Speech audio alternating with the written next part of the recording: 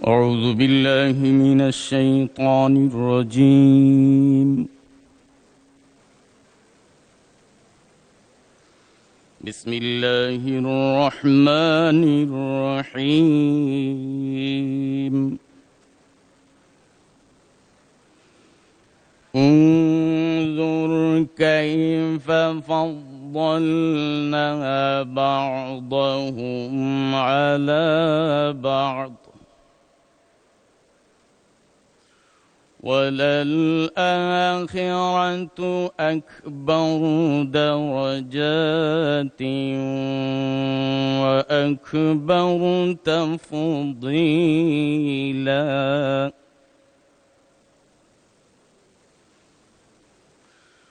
لا تجعل مع الله إلها آخر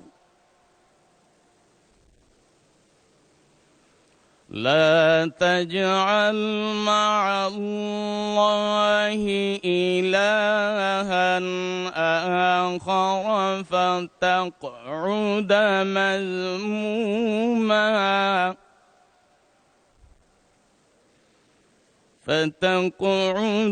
مذموما مخذولا. صدق الله العظيم. পবিত্র কুরআনুল কারীমের সূরা বনী ইসরাঈল এর 21 ও 22তম আয়াতে কারীমার তেলাওয়াত করা হলো, যার বাংলা অর্থ এইরূপ: লক্ষ্য করো, আমি কিভাবে উহাদিগের এক দলকে অপরের উপর শ্রেষ্ঠত্ব দিয়াছিলাম। আখিরাত তো নিশ্চয়ই মর্যাদায় মহত্তর ও গুণে শ্রেষ্ঠতর। আল্লাহর সহিত অপর কোনো ইলাহ স্থির করিও না, করিলে নিন্দিত ও নিঃসহায় হইয়া পড়িবে। বারাকাল্লাহু লানা ওয়া লাকুম ফিল কুরআনিল আযীম। আসসালামু আলাইকুম ওয়া রাহমাতুল্লাহি ওয়া বারাকাতুহু। বিসমিল্লাহির রহমানির রহিম। আসসালামু আলাইকুম ওয়া রাহমাতুল্লাহ। মাননীয় সদস্যবৃন্দ, দিনের কার্যসূচি অনুযায়ী এখন প্রশ্ন জিজ্ঞাসা ও উত্তর। তারকা চিহ্নিত প্রশ্ন 2170, মাননীয় সদস্য মুন্সি রফিকুল আলম ফেনী 1 উত্থাপন করুন। মাননীয় স্পিকার, আপনাকে ধন্যবাদ। আমার নির্বাচনী এলাকা 265 ফেনী 1। আমি মাননীয় দুর্যোগ ব্যবস্থাপনা ত্রাণ মন্ত্রীর নিকট আমার তারকা চিহ্নিত প্রশ্ন 2170 আমি এই সংসদে উপস্থাপন করলাম। মাননীয় মন্ত্রী আসাদুল হাবিব দুলু। মাননীয় স্পিকার, আপনাকে ধন্যবাদ। ফেনী 1 আসন সহ ফেনী জেলার দুর্যোগকালীন সময় দ্রুত উদ্ধার কার্যক্রম, জরুরি মানবিক সহায়তা পৌঁছে দেওয়া এবং জরুরি সাড়া প্রদানের সক্ষমতা বৃদ্ধির লক্ষ্যে দুর্যোগ ব্যবস্থাপনা ও ত্রাণ মন্ত্রণালয় ফেনী জেলার জন্য 10টি উদ্ধারকারী স্পিডবোট ক্রয়ের পরিকল্পনা গ্রহণ করেছে। তন্মধ্যে ফেনী 1 আসনে পশুরাম, ছাগলনাইয়া, ফুলগাছি 4টি উদ্ধারকারী স্পিডবোট প্রদান করা হবে। ভবিষ্যতে প্রয়োজনে ঝুঁকির মাত্রা অনুযায়ী ড্রোন সহ অন্যান্য উদ্ধার সরঞ্জাম সরবরাহের বিষয়টি বিবেচনাধীন রয়েছে। মাননীয় স্পিকার, আপনাকে ধন্যবাদ। মাননীয় সদস্য মুন্সি রফিকুল আলম একটি সম্পূরক প্রশ্ন করতে পারেন। মাননীয় স্পিকার, আপনাকে ধন্যবাদ। মাননীয় স্পিকার, আমার যে নির্বাচনী এলাকা, এটি বাংলাদেশের রাজনৈতিক ইতিহাসে একটি গুরুত্বপূর্ণ এলাকা। কারণ এই এলাকায় এমন একজন মানুষ জন্মগ্রহণ করেছিলেন যিনি এই দেশের জন্য, দেশের মানুষের জন্য, গণতন্ত্রের জন্য তিনি সারাটি জীবন সংগ্রাম করেছিলেন। তিনি বারবার এই এলাকা থেকে সংসদ সদস্য নির্বাচিত হয়ে বাংলাদেশের প্রধানমন্ত্রী হয়েছিলেন। এই এলাকার মানুষ আমাদের এই প্রিয় মানুষটিকে অত্যন্ত ভালোবাসেন। তিনি হচ্ছেন আমাদের প্রিয় নেত্রী, বাংলাদেশের সাবেক 3 বারের প্রধানমন্ত্রী, আপসীন দেশনেত্রী মরহুমা বেগম খালেদা জিয়া। আমি আজকের এই সংসদে সর্বপ্রথম আমার নেত্রীকে আমি শ্রদ্ধার সাথে আমি স্মরণ করছি। মাননীয় স্পিকার, আমি মাননীয় মন্ত্রীর নিকট একটি বিষয় জানতে চাই। এই ফেনী এক দীর্ঘ 17টি বৎসর অবহেলিত। শুধুমাত্র বেগম খালেদা জিয়ার নির্বাচনী এলাকা হওয়ায় এই এলাকায় কোনো উন্নয়ন কর্মকাণ্ড হয়নি। এই এলাকার মানুষ বারবার বন্যা এবং খরায় দুর্যোগকালীন সময়ে বারবার ক্ষতিগ্রস্ত হয়েছে, কিন্তু মানুষ তেমন কিছু পায় নাই। এই এলাকার মানুষ অনেক গরিব। তাই আমি মাননীয় মন্ত্রীর নিকট আমার প্রশ্ন সেটি হচ্ছে, আপনি অন্যান্য এলাকাতে অনেক ত্রাণ সামগ্রী দিয়ে থাকেন, এই এলাকার মানুষ অত্যন্ত গরিব। এছাড়া এই এলাকার মানুষ সবসময় বেগম খালেদা জিয়ার যে অভাব সেটা সবসময় অনুভব করে। তাই আমি ওনাকে বলবো যে আগামীতে আপনার কি এমন কোনো পরিকল্পনা আছে যে এই এলাকার মানুষের প্রতি আপনার মন্ত্রণালয় থেকে অতিরিক্ত সাহায্য প্রদান করে এলাকার রাস্তাঘাট সহ বিভিন্ন কাজে আপনি আমাদেরকে সাহায্য করবেন। আপনাকে ধন্যবাদ মাননীয় স্পিকার। মাননীয় দুর্যোগ ব্যবস্থাপনা মন্ত্রী। মাননীয় স্পিকার, আপনাকে ধন্যবাদ। মাননীয় সংসদ সদস্য যে এলাকা থেকে নির্বাচিত হয়েছেন ফেনী এক, সেটি আমাদের প্রিয় নেত্রী, দেশনেত্রী বেগম খালেদা জিয়ার জন্মস্থান এবং উনি বারবার এখান থেকে নির্বাচিত হয়েছেন। স্বাভাবিক কারণে এই আসন সম্পর্কে তো আমাদের আবেগ রয়েছে এবং দায়িত্ববোধ রয়েছে। আমি মাননীয় সংসদ সদস্যকে বলবো, ওনার এলাকায় যেগুলো কাজ আমাদের মন্ত্রণালয় থেকে করা সম্ভব, উনি যদি আমার সঙ্গে তালিকা দিয়ে যোগাযোগ করে অবশ্যই সেটাকে অগ্রাধিকার ভিত্তিতে আমরা বিবেচনা করব। মাননীয় স্পিকার, আপনাকে ধন্যবাদ। ওবায়দুল্লাহ সালাফি, মাননীয় সদস্য নীলফামারী 3। আসসালামু আলাইকুম। মাননীয় স্পিকার, আপনাকে ধন্যবাদ। আমার শ্রদ্ধেয় মাননীয় দুর্যোগ ব্যবস্থাপনা ও ত্রাণ মন্ত্রীর নিকট প্রশ্ন যে আমার নির্বাচনী এলাকা নীলফামারী 3 জলঢাকায় কিছুদিন আগে কঠিন শিলাবৃষ্টিতে হাজার হাজার ঘরবাড়ি, টিনের ঘর ছিদ্র হয়ে গিয়েছে। এই ভরা মৌসুমে অধিকাংশ মানুষ মানবেতর জীবনযাপন করছে। পলিথিন দিয়ে কোনো রকম ঘরবাড়িতে তারা আশ্রয় নিয়েছে। এমতো অবস্থায় মাননীয় মন্ত্রী মহোদয়ের কাছে জিজ্ঞাসা আমার যে জরুরি ভিত্তিতে এই টিনের ঘরগুলো মেরামতের জন্য, বিশেষ করে গরিব অসহায় যারা, তাদের তালিকা আমি ওনার দপ্তরে দিয়েছি, কোনো বিশেষ বরাদ্দ দিবেন কিনা। মাননীয় স্পিকার, আপনাকে ধন্যবাদ। মাননীয় মন্ত্রী।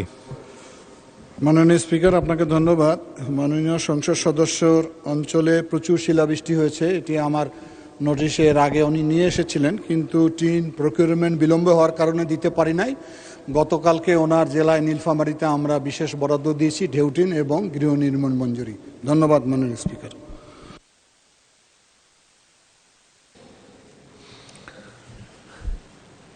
তারকা চিহ্নিত প্রশ্ন 2171, শিল্পমন্ত্রী আসেন নাই, এটা উনি আসতে পরে উত্থাপন করব।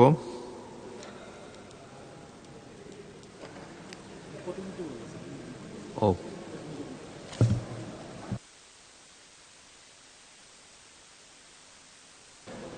তারকা চিহ্নিত প্রশ্ন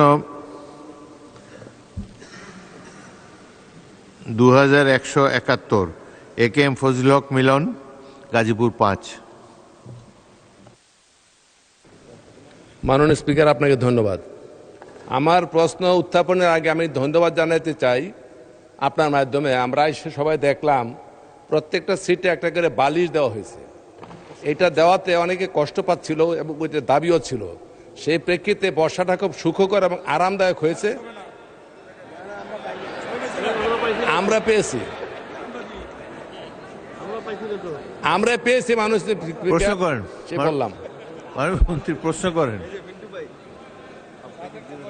মাননীয় স্পিকার, আমার প্রশ্ন বাণিজ্য মন্ত্রী মহোদয় অনুগ্রহ করে বলিবেন কি নিত্য প্রয়োজনীয় দ্রব্যের মূল্য নিয়ন্ত্রণে সরকার কি কার্যকর পদক্ষেপ গ্রহণ করিয়াছে? ধন্যবাদ মাননীয় স্পিকার।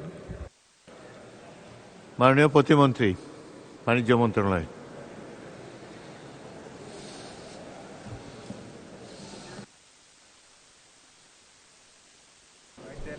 মাননীয় স্পিকার, আপনাকে ধন্যবাদ। আপনার মাধ্যমে প্রশ্নকর্তা মাননীয় সংসদ সদস্যকেও ধন্যবাদ। দেশে নিত্য প্রয়োজনীয় পণ্যের মূল্য সহনীয় পর্যায়ে রাখা এবং ভোক্তাদের স্বার্থ সংরক্ষণের লক্ষ্যে সরকার বিভিন্ন কার্যকর পদক্ষেপ গ্রহণ করেছে।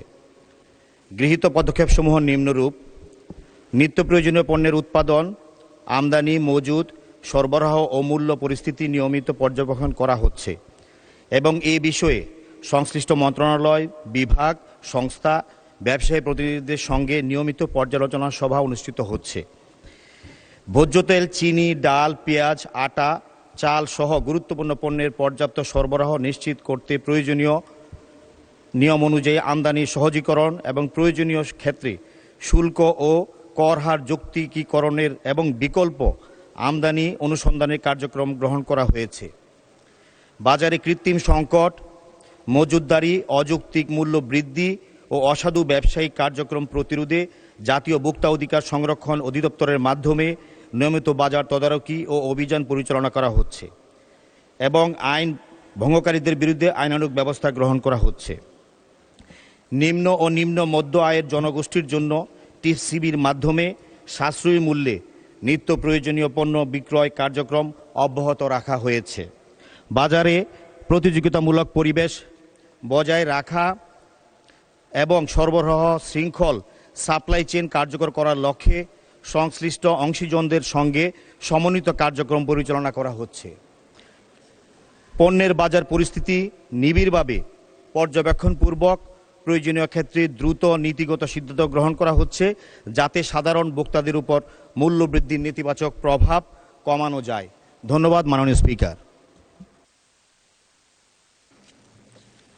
মাননীয় সদস্য এ কে এম ফজলুল হক মিলন একটি সম্পূরক প্রশ্ন করতে পারেন। মাননীয় স্পিকার, গতকাল আমরা জানতে পারলাম মাননীয় প্রধানমন্ত্রী আমাদেরকে একটা সুন্দর সংবাদ দিয়েছেন। সেটি হচ্ছে এই জাতীয় ফল কাঁঠাল চীনে রপ্তানি করার একটা ব্যবস্থা হয়েছে এবং এটা আমাদের জন্য খুব অত্যন্ত আনন্দের সংবাদ। এই জন্য মাননীয় প্রধানমন্ত্রীকে আমরা ধন্যবাদ জানাই, কৃতজ্ঞতা জানাই।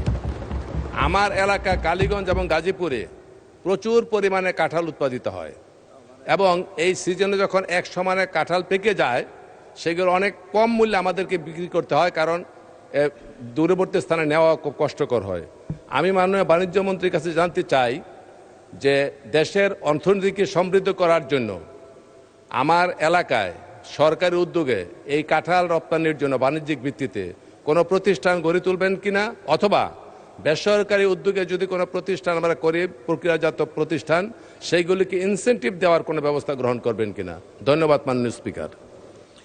মাননীয় বস্ত্র ও পাট প্রতিমন্ত্রী শরীফুল আলম। মাননীয় স্পিকার, আপনাকে ধন্যবাদ। আপনার মাধ্যমে মাননীয় প্রশ্নকর্তা সংসদ সদস্যকেও ধন্যবাদ জানাচ্ছি। আসলে কাঁঠাল আমাদের জাতীয় ফল। আমরা গতকালকে যেমনিভাবে আনুষ্ঠানিকভাবে পার্লামেন্টে মাননীয় প্রধানমন্ত্রী দেশবাসীর সামনে কাঁঠালকে বিদেশে রপ্তানি করার লক্ষ্যে বলেছেন এবং গত কয়েকদিন আগে উনি যখন চীন সফর করেন সেখানে উনি একটি এমইও করেছেন চীনের সাথে, যাতে এই কাঁঠাল জাতীয় ফলকে বিদেশে রপ্তানি করা যায়।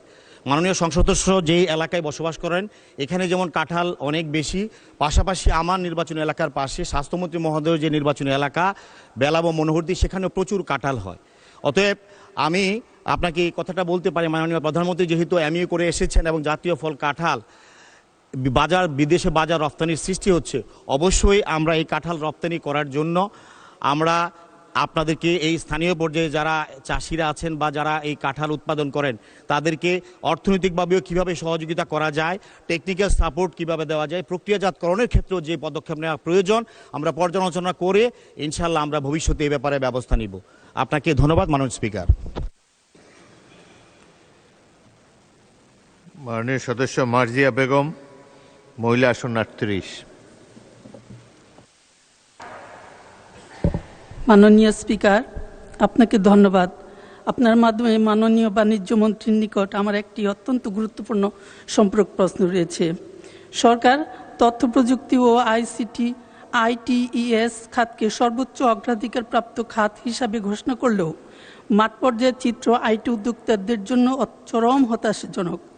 আইটি ও সফটওয়্যার রপ্তানি বিপরীতে একসময় 10% নগদ প্রণোদনা দেওয়া হলেও তা কমিয়ে প্রথমে 8% এবং বর্তমানে 6%-এ নামিয়ে আনা হয়েছে। একদিকে প্রণোদনার হার ক্রমান্বয়ে কমছে, অন্যদিকে এই সামান্য 6% পেতেও অত্যন্ত জটিল আমলাতান্ত্রিক প্রক্রিয়া এবং কাগজপত্রে বেড়াজালীয় প্রকৃত উদ্যোক্তাদের পদে পদে হয়রানির শিকার হতে হচ্ছে। পাশাপাশি বিশ্ববাজার ধরতে উদ্যোক্তারা যখন প্রথাগত সফটওয়্যারের বাইরে দেশীয় B2B মার্কেট প্লেস তৈরি করছে অথবা semi conductor, design, drone, UAV এর মতো উচ্চ মূল্যের ইমার্জিং হার্ডওয়্যার প্রযুক্তির দিকে এগোচ্ছে, তখন এই আধুনিক খাতগুলোর জন্য বাণিজ্য মন্ত্রণালয়ের যুগোপযোগী কোনো রপ্তানির নির্দেশিকা বা কাস্টমস ছাড়পত্র নীতিমালা বাস্তবে কার্যকর নেই। আমার প্রশ্ন হলো, তথ্যভিত্তিক খাতের কাঙ্ক্ষিত প্রবৃত্তি ধরে রাখতে নগদ প্রণোদনার হার হ্রাস করার এই আত্মঘাতী সিদ্ধান্ত থেকে সরে এসে তা পুনরায় সম্মানজনক পর্যায়ে উন্নীত করার এবং এই প্রণোদনার প্রাপ্তির প্রক্রিয়াকে সম্পূর্ণ স্বয়ংক্রিয় ও হয়রানিমুক্ত করতে বাণিজ্য মন্ত্রণালয় দ্রুত কোনো ব্যবস্থা গ্রহণ করবেন কিনা। একই সাথে সেমিকন্ডাক্টর একই সাথে আছে হার্ডওয়্যার প্রযুক্তি, সরাসরি প্রশ্ন করুন। জি, সংক্ষিপ্ত। হার্ডওয়্যার প্রযুক্তি রপ্তানি এবং দেশীয় B2B প্ল্যাটফর্মগুলোর মাধ্যমে আন্তঃসীমা বাণিজ্য, ক্রস বর্ডার কমার্স বাধামুক্ত করতে দীর্ঘদিন ধরে আটকে থাকা নীতিমালাগুলো কবে নাগাদ চূড়ান্ত করে বাস্তবে প্রয়োগ করা হবে? ধন্যবাদ মাননীয় স্পিকার। মাননীয় প্রতিমন্ত্রী, কবে নাগাদ বাস্তবায়ন হবে বলুন। মাননীয় স্পিকার, প্রশ্নকর্তাকেও ধন্যবাদ, আপনাকেও ধন্যবাদ মাননীয় স্পিকার। আসলে আমরা ছিলাম বাণিজ্য মন্ত্রণালয়ে কাঁঠাল রপ্তানির বিষয় বা নিত্য প্রয়োজনীয় পণ্যের মূল্য বৃদ্ধির দায়ী অসাধু ব্যবসায়ী মজুতদার বা বিষয়ে আমরা ছিলাম বাজার নিয়ন্ত্রণের বিষয়ে। প্রশ্নটা আমার কাছে রিলিভেন্ট মনে হয়নি এটা, এবং তথ্য প্রযুক্তির প্রণোদনা এবং তথ্য প্রযুক্তির ICT সেক্টরের বিষয়টা আমার কাছে মনে হয় যে এটা ICT মন্ত্রণালয়ের বিষয়। আমি এই প্রশ্নটা এই জন্যই উনি করেছেন। আমি মনে করি আপনি যদি নোটিশ দেন ICT মিনিস্ট্রি সেটা খতিয়ে দেখতে পারবে। আমি কতটুকু এটার সাথে যুক্তিযুক্ত এই প্রশ্নটা, সে কারণে আমি মাননীয় স্পিকার আপনার প্রতি আমি দৃষ্টি আকর্ষণ করছি। এটা সম্পূর্ণ প্রশ্ন হয়নি, আপনি নোটিশ দিতে বলেছেন, সংশ্লিষ্ট মন্ত্রী জবাব দেবেন। ধন্যবাদ।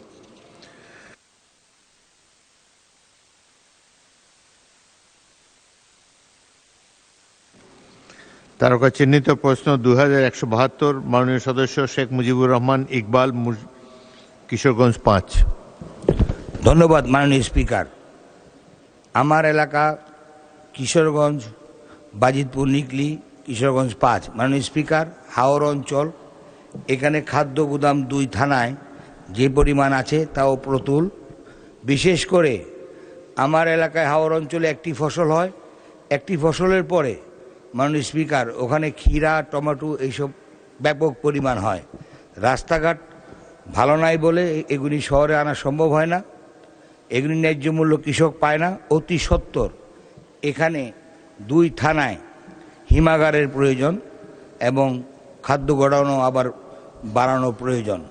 আমাদের এলাকার লোক অত্যন্ত গরিব। মাননীয় সদস্য, আপনার প্রশ্ন যা লেখা আছে ওইটা পড়েন। জি, অতএব এখানে খাদ্য গুদাম করার পরিকল্পনা আছে কিনা এটা মাননীয় মন্ত্রীর কাছে আমার প্রশ্ন। নিকলি বাজিতপুরে খাদ্য গুদাম আর হবে কি না? ধন্যবাদ মাননীয় স্পিকার। মাননীয় মন্ত্রী মোহাম্মদ আব্দুল বারী। বিসমিল্লাহির রহমানির রহিম। মাননীয় স্পিকার, আপনাকে ধন্যবাদ। মাননীয় স্পিকার, আপনার মাধ্যমে শেখ মুজিবুর রহমান ইকবাল মাননীয় সংসদ সদস্য মহোদয়কে প্রশ্ন করার জন্য ধন্যবাদ। মাননীয় স্পিকার, হ্যাঁ, কিশোরগঞ্জ জেলার বাজিতপুর ও নিকলি উপজেলায় খাদ্য গুদাম রহিয়াছে। বর্তমানে বাজিতপুর উপজেলায় বিদ্যমান খাদ্য গুদামের ধারণ ক্ষমতা 2000 মেট্রিক টন এবং নিকলি উপজেলায় বিদ্যমান খাদ্য গুদামের ধারণ ক্ষমতা 1500 মেট্রিক টন। বিদ্যমান খাদ্য গুদামের মাধ্যমে সংগ্রহ ও বিলি বিতরণ কার্যক্রম সুষ্ঠুভাবে সম্পন্ন করা যাইতেছে বিধায় উক্ত খাদ্য গুদামের ধারণ ক্ষমতা বৃদ্ধি করিবার পরিকল্পনা সরকারের আপাতত নেই, তবে নিকলি এলএসডির খাদ্য গুদাম আধুনিকায়ন এবং মেরামত করা হইবে। মাননীয় স্পিকার, আপনাকে ধন্যবাদ। মাননীয় সদস্য শেখ মুজিবুর রহমান ইকবাল, আপনি একটি সম্পূরক প্রশ্ন করতে পারেন। মেরামতের পাশাপাশি যাদের টমেটো, ক্ষীরা এসব প্রিজার্ভ করতে পারে, সে কারণে হিমাগারের অত্যন্ত প্রয়োজন। আমি মন্ত্রীর দৃষ্টি আকর্ষণ করে বলতে চাই, সেখানে এই নিকলি বাজিতপুরে হিমাগার স্থাপন করা যায় কিনা বিষয়টি বিবেচনা করার জন্য মন্ত্রীর কাছে অনুরোধ করছি। ধন্যবাদ মাননীয় স্পিকার। মাননীয় মন্ত্রী। মাননীয় স্পিকার, আপনাকে ধন্যবাদ। মাননীয় স্পিকার, যে বিষয়গুলো মানুষ সংসদের মধ্যে উপস্থাপন করলেন, এটি খাদ্য মন্ত্রণালয়ের আওতাভুক্ত নয়, এটি মূলত কৃষি মন্ত্রণালয় থেকে করা পরিকল্পনা হয়ে থাকতে পারে। এই ক্ষেত্রে কৃষি মন্ত্রণালয়ের যদি প্রশ্ন করা হয় তাহলে তারা হয়তো এটির উত্তর দিতে পারবেন। মাননীয় স্পিকার, আপনাকে ধন্যবাদ। মোহাম্মদ কামরুল হাসান, ময়মনসিংহ 3।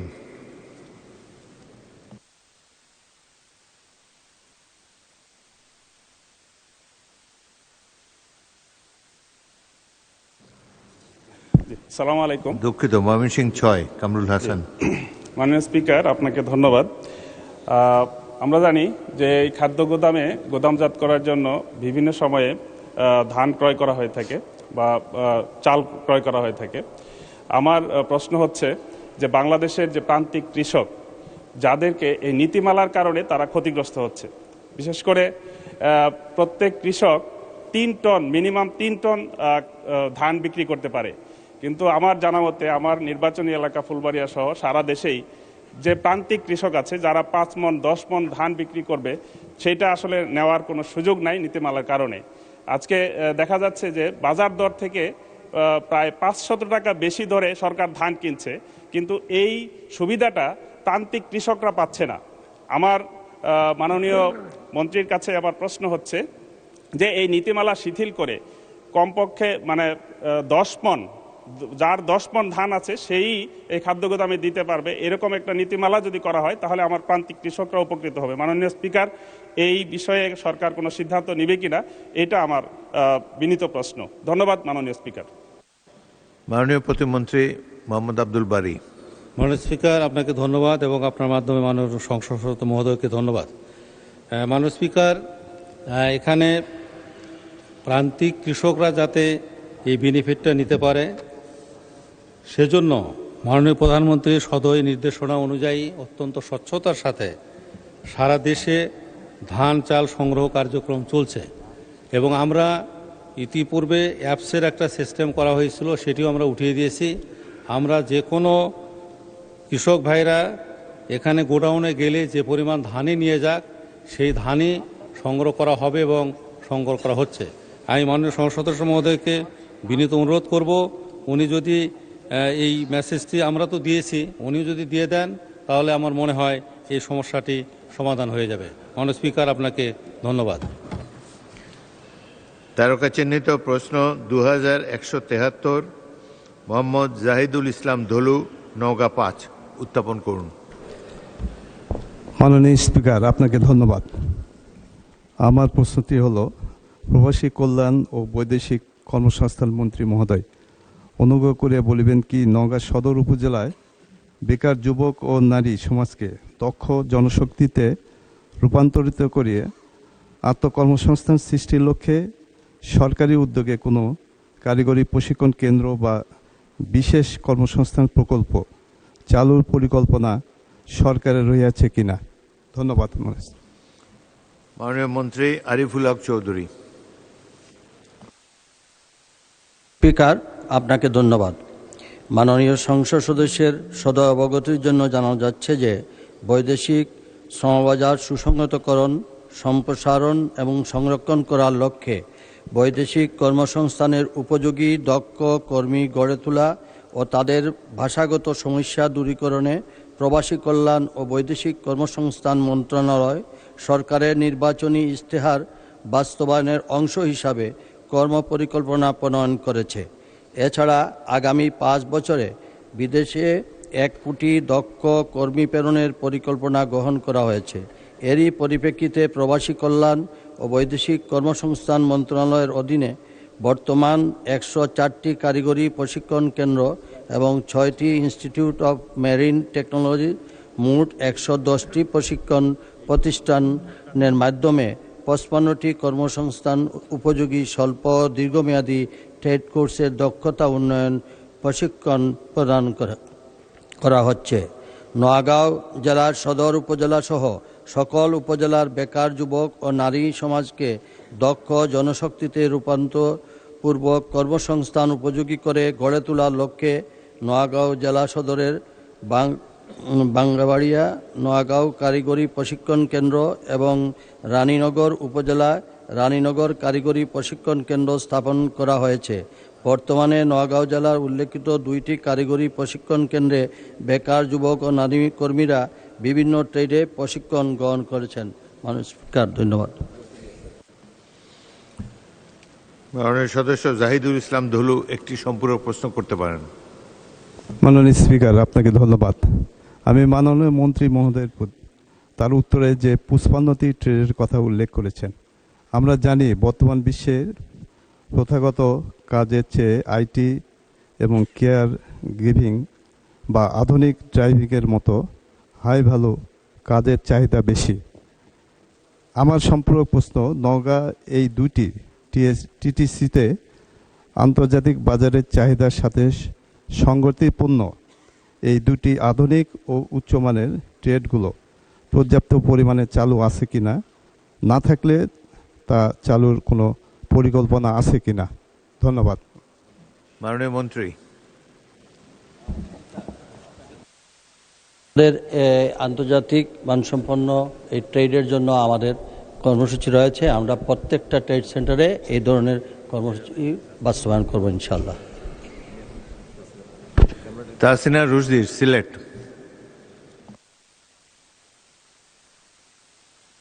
রহমানুর রহিম। মাননীয় স্পিকার, আপনাকে ধন্যবাদ। মাননীয় প্রবাসী কল্যাণ ও বৈদেশিক কর্মসংস্থান মন্ত্রী মহোদয়ের কাছে আমার প্রশ্ন, আমার নির্বাচনী এলাকা সিলেট 2, বিশ্বনাথ এবং উসমানীনগর, এই এলাকায় মানুষ কম শিক্ষিত এবং শিক্ষার হার খুবই কম। এই স্বল্প শিক্ষিত মানুষ যারা সিলেটের বাইরে গিয়ে তারা কোনো কর্মসংস্থানের সাথে সম্পৃক্ত হতে আগ্রহী নয়, তো এই স্থানীয়ভাবে কোনো কর্মসংস্থান তাদের নাই। তো এই সমস্ত যে কম শিক্ষিত যারা নারী পুরুষ আছে এবং যারা বিধবা, তাদের জন্যে তাদেরকে দক্ষ জনশক্তিতে রূপান্তর করে তাদের কর্মসংস্থানের কোনো পরিকল্পনা আছে কিনা মাননীয় মন্ত্রীর কাছে আমি জানতে চাই। ধন্যবাদ মাননীয় স্পিকার। মাননীয় মন্ত্রী। মাননীয় স্পিকার, মাননীয় সংসদ সদস্যকে ধন্যবাদ। আমরা বিধবা এবং যে বাংলাদেশের যে কোনো স্থানে আমাদের দক্ষ শ্রমিক তৈরি করার জন্য আমাদের পরিকল্পনা রয়েছে। ইনশাল্লাহ আমরা ওনার এলাকাতেও আমরা সেটা করব ইনশাল্লাহ। তারকা চিহ্নিত প্রশ্ন 2175, নীলুফার চৌধুরী মণি, মহিলা আসন 10। মাননীয় স্পিকার, আপনাকে ধন্যবাদ। আমার প্রশ্নটি হলো, প্রবাসী কল্যাণ ও বৈদেশিক কর্মসংস্থান মন্ত্রী মহোদয় অনুগ্রহ করিয়া বলিবেন কি, ক প্রবাসীদের অর্জিত অর্থ দিয়া তাহাদের কল্যাণে সরকার কি কি কার্যক্রম গ্রহণ ও বাস্তবায়ন করিয়াছে, খ বাস্তবায়িত কার্যক্রমে প্রবাসীদের পরিবারবর্গ কি কি সুবিধা পাইতেছে, গ সুবিধাভোগীদের পরিসংখ্যান কি, এবং ঘ এই বিষয়ে সরকারের আগামী পরিকল্পনা আছে কি? ধন্যবাদ মাননীয় স্পিকার। মাননীয় মন্ত্রী আরিফুল হক চৌধুরী। মাননীয় স্পিকার, আপনাকে ধন্যবাদ। উল্লেখযোগ্য পদক্ষেপগুলো হলো, বিমানবন্দরে প্রবাসী কল্যাণ ডেস্কের মাধ্যমে বিদেশগামী ও প্রত্যাবর্তনকারী কর্মীদের বিমানবন্দরের সংশ্লিষ্ট আনুষ্ঠানিকতা সম্পাদনের সহায়তা, যেমন লাগেজ র্যাপিং, লাগেজ প্রাপ্তি, ছটির কাগজ প্রিন্ট, ফটোকপি ও সত্যায়ন, সেবা কর্মী নিয়োগের মাধ্যমে সহায়তা, ইমিগ্রেশন কাস্টম সংক্রান্ত কার্যাদি সম্পাদনের সহায়তা করা হয়। প্রবাসী রেমিটেন্স যোদ্ধাদের জন্য ফ্রি ওয়াইফাই, টেলিভিশন, সংবাদপত্র ও ফ্রি টেলিফোন সুবিধাসহ 30% ডিসকাউন্টে প্রবাসী ক্যাফেতে সুলভ মূল্যে স্বাস্থ্যসম্মত খাবার ব্যবস্থা করা হয়। 3 দেশের 3টি বিমানবন্দরে ওয়েদারনেস কল্যাণ বোর্ড কর্তৃক স্থাপিত প্রবাসী কল্যাণ ডেস্কের মাধ্যমে। মাননীয় মন্ত্রী, জি, 4 পৃষ্ঠাব্যাপী উত্তর, আপনি চাইলে এটা পঠিত বলে গণ্য হতে পারে। উত্তরে বাকি অংশ পঠিত বলে গণ্য করা হলো। নীলুফার চৌধুরী মণি একটি সম্পূরক প্রশ্ন করতে পারেন। মাননীয় স্পিকার, আপনাকে ধন্যবাদ। মাননীয় স্পিকার, এই প্রবাসীরাই আমাদেরকে বাংলাদেশে টিকিয়ে রেখেছে তাদের রেমিটেন্স দিয়ে। এই রেমিটেন্স যোদ্ধারা প্রত্যেকটা পদক্ষেপে অসহায়ের মতো তাদের অবস্থা। দেশের বাইরে যাওয়ার জন্য প্রথমেই তারা আনস্কিল হিসেবে যান। আনস্কিল হিসেবে তারা কিভাবে বাথরুম ইউজ করে, কিভাবে আপনার ইমিগ্রেশনের জন্য কাগজে লিখতে হয়, এগুলো কিছুই জানে না। এই জায়গাগুলোতে আমাদের কোনো ওইখানে হেল্পার নাই। আমরা যারা তাদের সাথে কোনো বিদেশে গমন করি, আমরা হয়তো তাদেরকে কখনো হেল্প করি এই লিখে দেওয়া কাগজগুলোকে। তারপরে যেটা হয়, প্রবাসীরা যখন মৃত্যুবরণ করে বিদেশে আমাদের জন্য ইনকাম করতে গিয়ে, মুখে রক্ত তুলে যখন মৃত্যুবরণ করে, এই লাশটা দেশে আনার তেমন ব্যবস্থা এম্বাসি থেকে ওইভাবে করা হয় না, যে কারণে লাশগুলো আপনার দিনের পর দিন মর্চুয়ারিতে থাকতে থাকে, কিংবা ওই দেশেই হয়তো বা তাদের দাফন হয়। এই যে তাদের আত্মীয় পরিজনরা তাদের লাশ পর্যন্ত দেখতে পারে না। প্রশ্ন করুন মাননীয় সদস্য। আমরা বলি যে এটা আমাদের মাননীয় প্রধানমন্ত্রী অত্যন্ত প্রবাসী বান্ধব একজন মন্ত্রী, এই দেশের একজন নেতা, তার কাছে আপনার মাধ্যমে বলতে চাই যে এই লাশগুলো কিভাবে সত্তর আসতে পারে সেই ব্যবস্থাটা উনি যেন করেন, এবং এই পাসপোর্টের ব্যবস্থাটা সহজীকরণ করার জন্য তাদের কাছে তাদের হয়ে আমি আবেদন করছি মাননীয় মন্ত্রী মহোদয়ের কাছে। এবং আরেকটা যেটা প্রশ্ন মাননীয় স্পিকার, সেটা এই দেশ থেকে যারা নারীরা যায় প্রবাসে, তাদের যে কত হেনস্থা হতে হয়, তাদের সম্ভ্রম, তাদের ইজ্জত, তাদের সবকিছু, এই নারীদেরকে মাননীয় স্পিকার, এই নারীদেরকে কিভাবে আরো সহজীকরণ ভাবে বাইরে পাঠানো যায়, তাদের সম্মান ইজ্জত নিয়ে তারা যেন থাকতে পারে, এই ব্যবস্থাটা মাননীয় মন্ত্রী কিভাবে করবেন আমি জানতে চাই আপনার মাধ্যমে। ধন্যবাদ মাননীয় স্পিকার। মাননীয় মন্ত্রী। মাননীয় স্পিকার, আপনাকে ধন্যবাদ।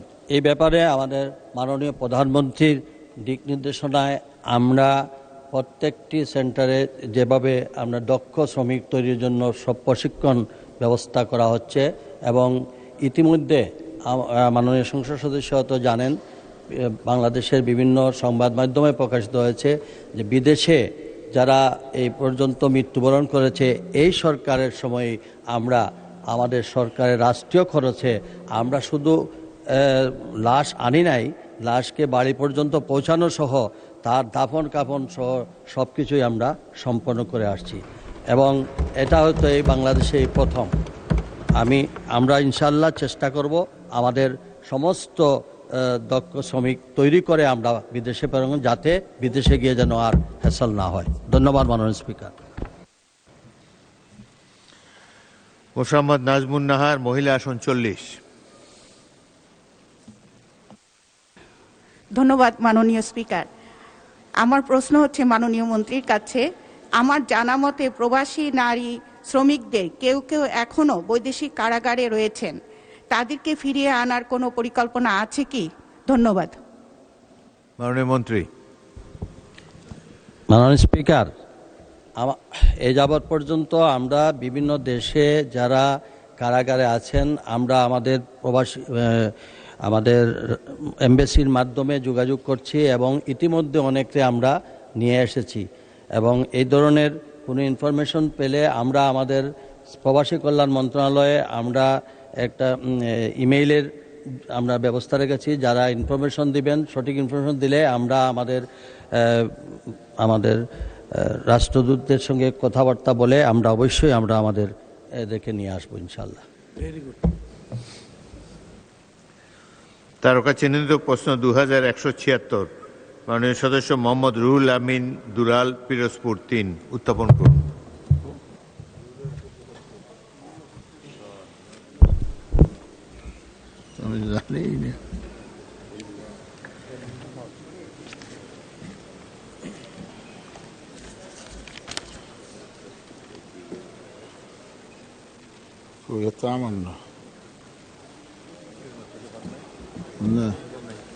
এটা নাই তো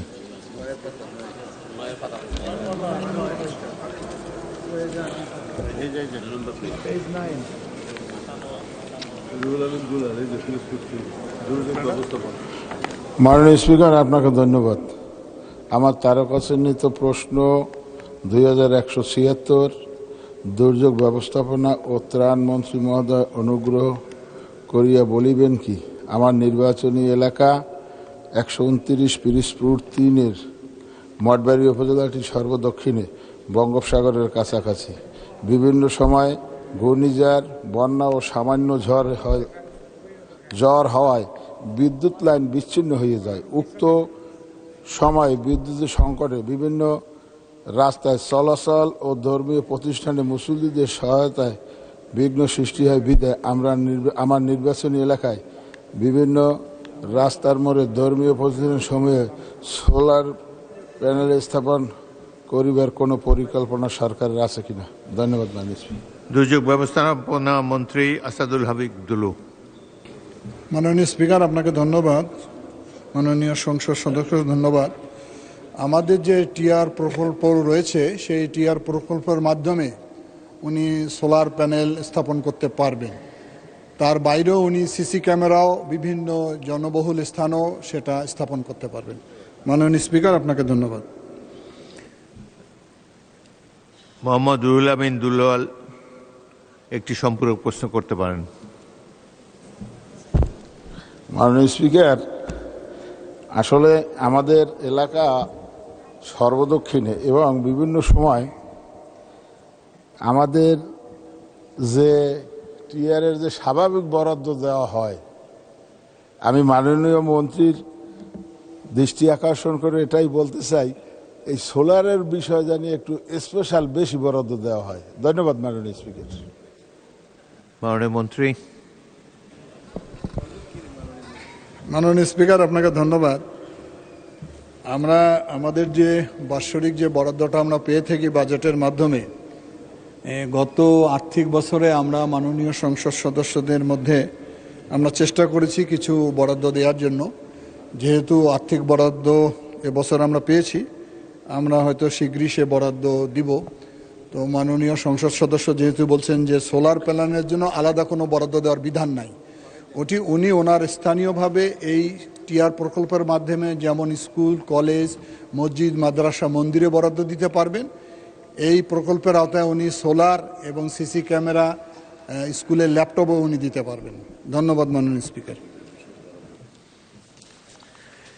মাননীয় সদস্য মোহাম্মদ জহিরুল ইসলাম, চট্টগ্রাম 16।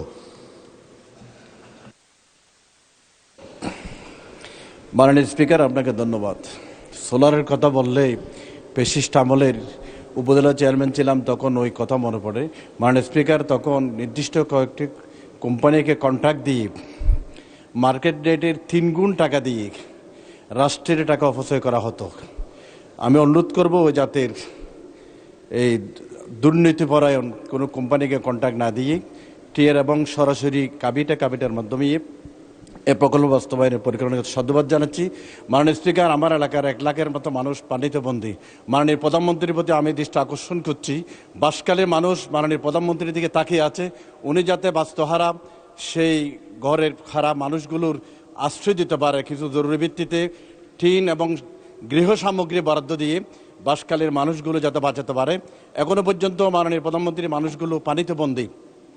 মাননীয় স্পিকারের মাধ্যমে মাননীয় দুর্যোগ ব্যবস্থাপনা মন্ত্রী মহোদয়ের কাছে গতকালও গিয়েছিলাম, আজকেও গিয়েছিলাম। ওনার বরাদ্দ স্পেশাল দেওয়া হয়, মাননীয় স্পিকারের মাধ্যমে ওনার বরাদ্দ বাসকালিতে আলাদা বরাদ্দ দেওয়ার প্রস্তাবনা আছে কিনা, এই অনুরোধটি আমার কাছে, এই প্রশ্নটি মাননীয় মন্ত্রীর কাছে আমার আছে। মাননীয় মন্ত্রী। মাননীয় স্পিকার, আপনাকে ধন্যবাদ। মাননীয় সংসদ সদস্য একটি গুরুত্বপূর্ণ অভিযোগ করেছেন। অভিযোগটা অনেকখানি সত্য। গত আওয়ামী সরকারের আমলে এই প্রজেক্টটা পরিচালনা করা হয়েছে। বিভিন্ন অঞ্চলে এই সোলার প্যানেল এটি অকার্যকর। উনি বলেছেন যে দুর্নীতিবাজ বা দুর্নীতিপরায়ণ কোনো কোম্পানিকে দেওয়া হয়েছিল। আমরা সেজন্য ওই প্রজেক্টটাকে আমরা চলমান রাখি নাই। আমরা চাচ্ছি যে সংসদ সদস্যরাই তার এলাকায় তারা এটা টিআর প্রকল্পের মাধ্যমে বাস্তবায়ন করবেন। আর উনি যে প্রশ্নটা নিয়ে এসেছেন এটা আমি 300 বিধিতে আমি বিবৃতি দেব। ধন্যবাদ মাননীয় স্পিকার। ধন্যবাদ মাননীয় মন্ত্রী। 2177 তারকা চিহ্নিত প্রশ্ন মোহাম্মদ গোলাম রসুল, যশোর 4 উত্থাপন করুন। মাননীয় স্পিকার, আপনাকে ধন্যবাদ। আমার তারকা চিহ্নিত প্রশ্ন, মাননীয় খাদ্যমন্ত্রী মহোদয় অনুগ্রহ করে বলিবেন কি সরকারি খাদ্য গুদামে চাল ও গম ক্রয়ের সময় যে মানদণ্ড নির্ধারণ করা হয় তা বিতরণের সময় অনুরূপ করা হচ্ছে না কেন? সরকার কি তা পর্যবেক্ষণ করে? ক্রয়কালীন সর্বোচ্চ মানের খাদ্যশস্য গুদামে প্রবেশ করার পর বিতরণের সময় নিম্নমানের খাদ্য বের হওয়ার অভিযোগ সম্পর্কে সরকার অবগত কিনা?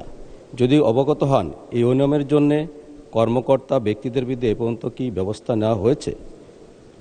গুদামে খাদ্যশস্য প্রতিস্থাপন বা মানহানি রোধে সরকার ভবিষ্যতে কি পদক্ষেপ নেবে? মাননীয় স্পিকার, আপনাকে ধন্যবাদ। মাননীয় প্রতিমন্ত্রী মোহাম্মদ আব্দুল বারী।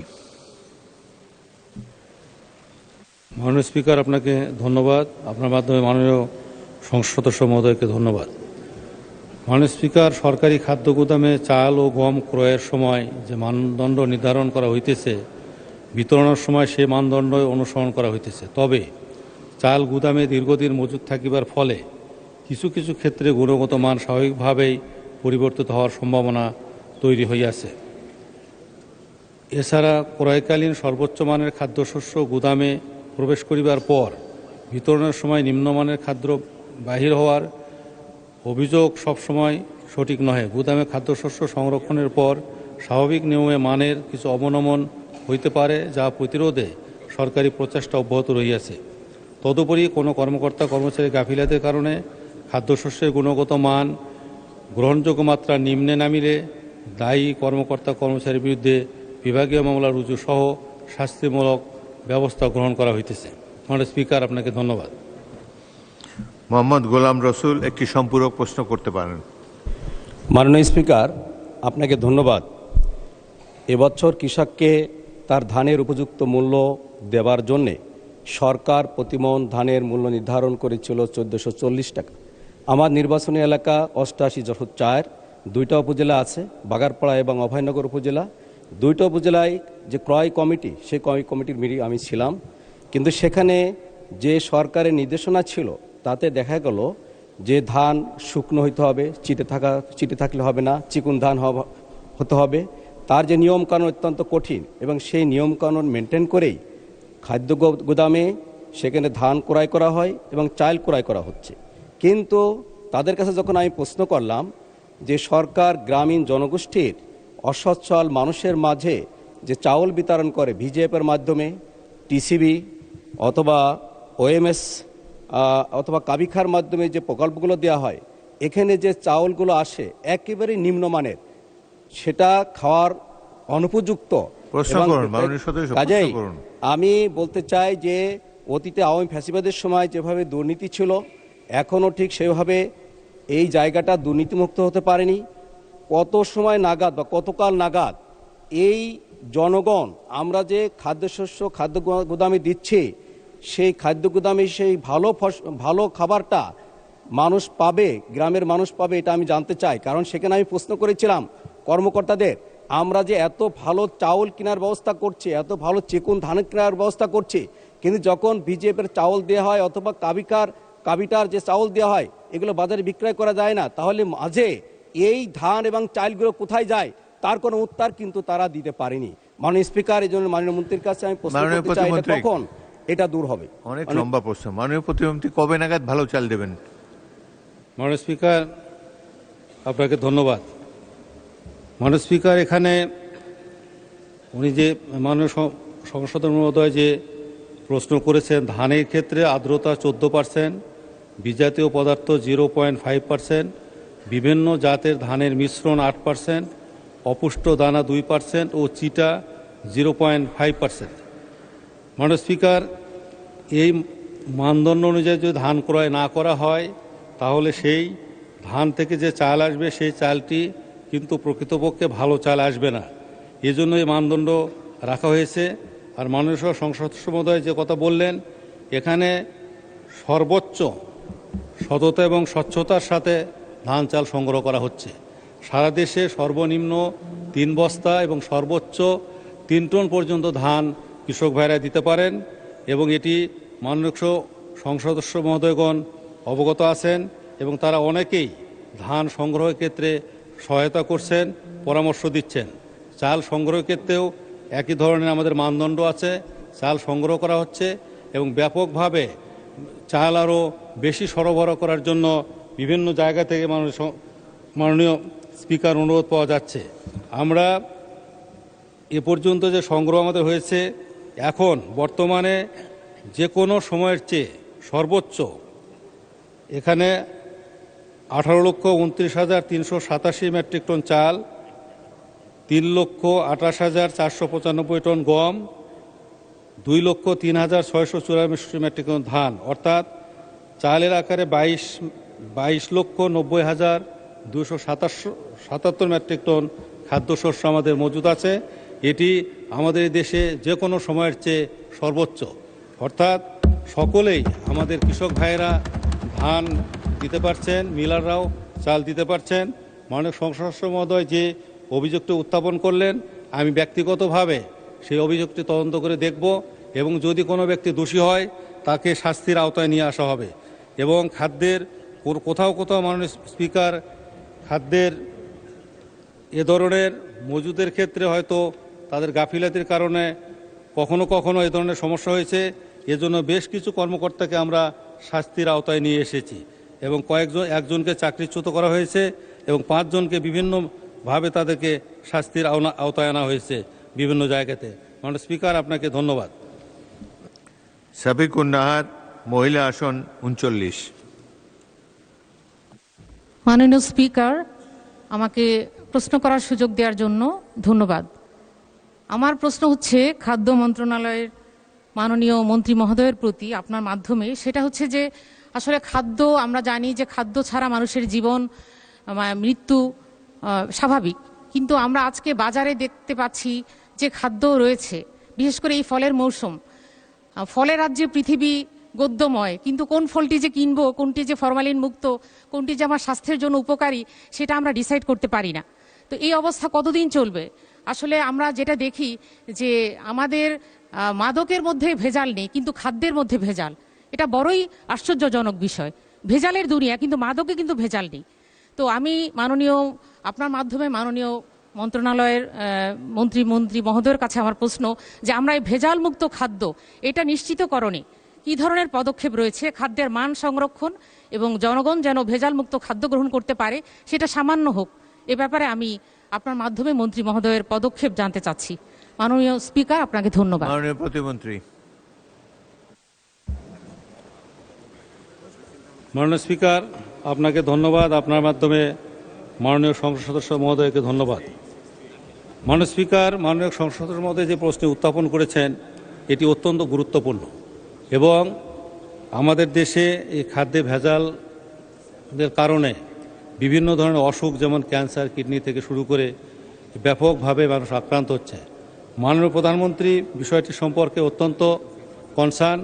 মাননীয় প্রধানমন্ত্রী গতকালই এই ভেজাল বিরোধী অভিযানগুলো পরিচালনার জন্য একেবারে ক্ষেত্র পর্যায়ে যারা কাজ করেন, মোবাইল কোর্টের ম্যাজিস্ট্রেট, তাদের সহ সংশ্লিষ্ট কর্মকর্তা এবং মাননীয় মন্ত্রী মহোদয়কে নিয়ে প্রায় 3 ঘন্টা এ বিষয়ে আলোচনা করেছেন এবং কিভাবে এই ভেজাল মুক্ত করা যায় খাদ্যদ্রব্যকে, সেজন্য মোবাইল কোর্ট পরিচালনা সহ অন্যান্য বিষয়